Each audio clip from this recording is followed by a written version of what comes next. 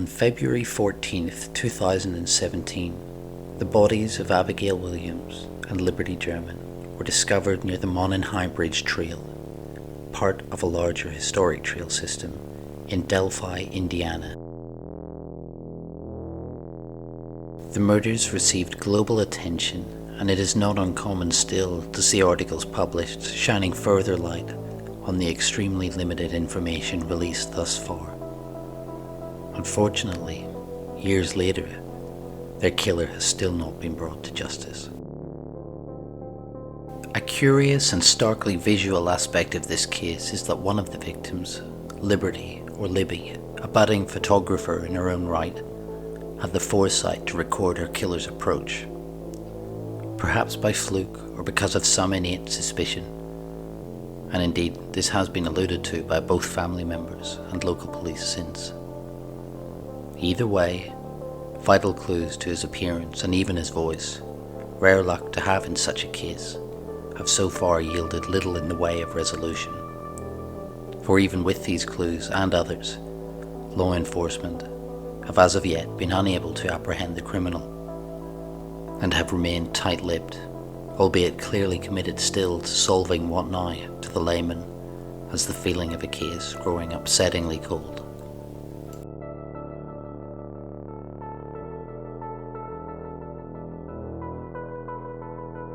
We will review Libby's video in a moment, but I first want to draw attention to the FBI description of the suspect in question. Tens of thousands of tips have so far been phoned and emailed into both the FBI and Indiana State Police, but given the time that has now passed, it is likely that few of these were of much value. So it's important to focus on the specifics, however vague they may still be. Here, the suspect is described as a white male between 5'6" and 5'10", weighing 180 to 220 pounds, with reddish-brown hair. His eye colour is unknown, and he is believed to be between 18 to 40 years old, but may appear younger. While the video captured by Libby was released on the FBI site, a clip of only a second or two in length, and 48 frames in total, I will display a stabilised version worked on by another YouTuber called Grey Hughes, a dedicated and distinctly capable individual and someone who has covered this case in exceptional detail to date. A visit to his channel is certainly worth your time should you wish to explore the case further. I will provide a link to that below, but for now, here is both the audio and video thus far released by law enforcement.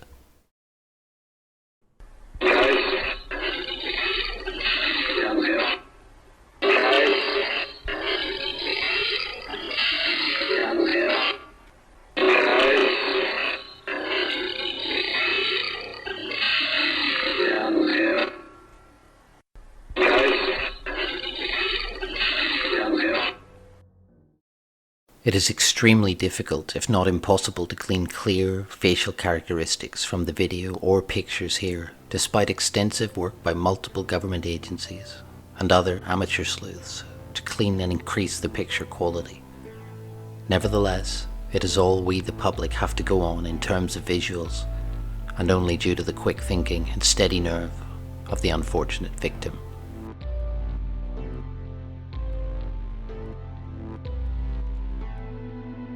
For reasons that are as of yet unclear, initially and for 2 years thereafter, law enforcement released and shared a sketch of the suspect, and whom to many seemed to more closely resemble the man in the video.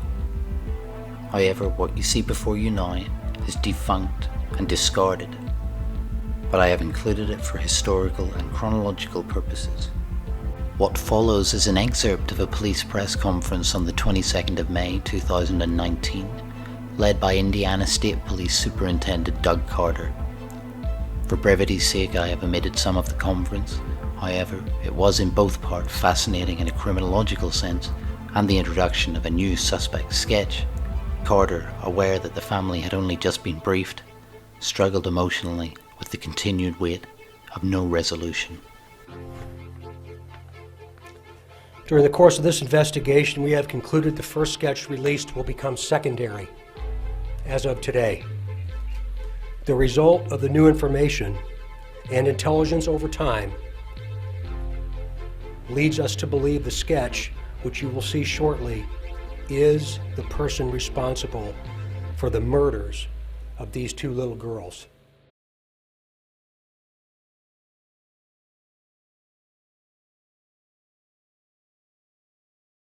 We also believe this person is from Delphi, currently or has previously lived here, visits Delphi on a regular basis, or works here. We believe this person is currently between the age range of 18 and 40. We're seeking the public's help to identify the driver of a vehicle that was parked at the old CPS DCS welfare building in the city of Delphi that was abandoned on the east side of County Road 300 North next to the Hoosier Heartland Highway between the hours of noon to 5 on February 14th, 2017. When you see the video, watch the person's mannerisms as they walk. Watch the mannerisms as he walks. Do you recognize the mannerisms as being someone that you might know? Remember, he is walking on the former railroad bridge. Because of the deteriorated condition of the bridge, the suspect is not walking naturally due to the spacing between the ties. Directly to the killer, who may be in this room. We believe you are hiding in plain sight. For more than 2 years, you never thought we would shift gears to a different investigative strategy, but we have. We likely have interviewed you or someone close to you. We know that this is about power to you, and you want to know what we know. And one day, you will.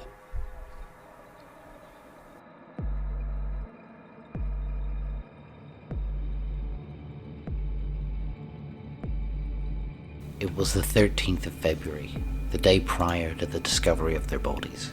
They had been dropped off only minutes earlier, and as reported, one of the girls' elder sisters had stated that the only thing of note from their final moments together, beyond a cherished farewell, was the presence of a dark-coloured SUV, its rear windshield covered in decals.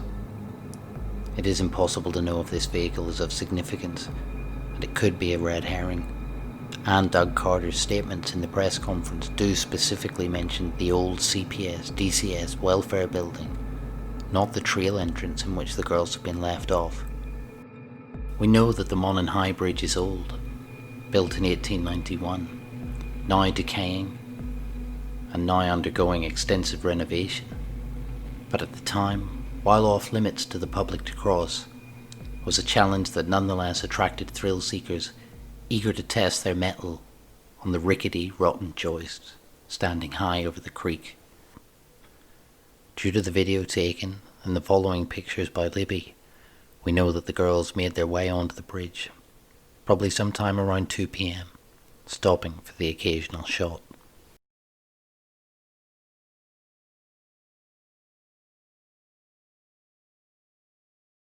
That said, these were real people with real lives and needless deaths, and I am sensitive not to aggravate further already suffering families with yet another video of the many on this platform which deal seemingly exclusively with rumour and innuendo. Besides, the details of their death have never been released. And would you really want to know? It's a matter for the families, not us, the voyeuristic viewer. Suffice to say, a terrible, malicious event occurred to two young girls who should have had their whole lives ahead of them. For long-form versions of this overview, well-created and professional podcasts do exist, including Down the Hill and Scene of the Crime. An episode of the latter containing a detailed interview with former Carroll County prosecutor Robert Ives is well worth a listen.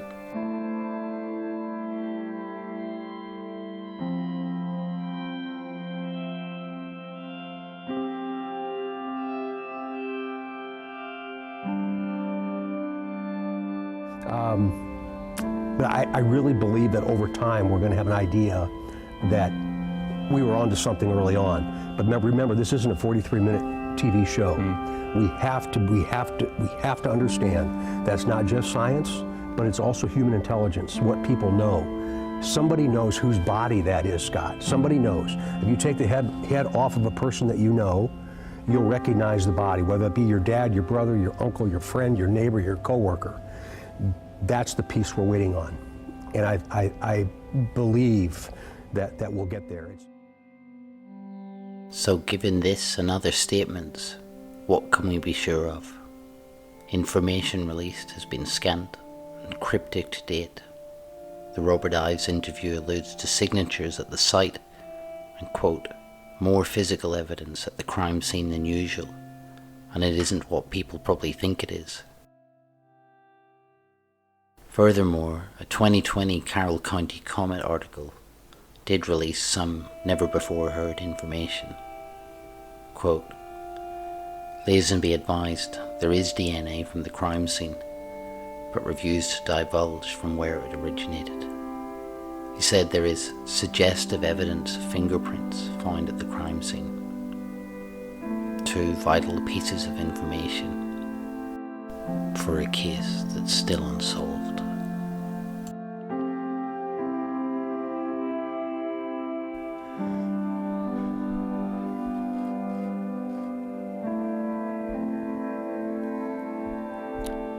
We try so hard to understand how a person could do something like this to two children.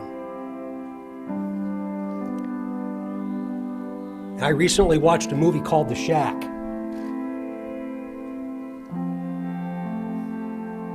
And there's also a book that talks so well about evil, about death, and about eternity to the murderer.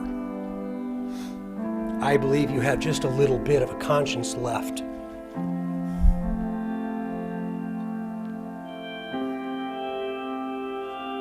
And I can assure you that how you left them in that woods is not what they're experiencing today.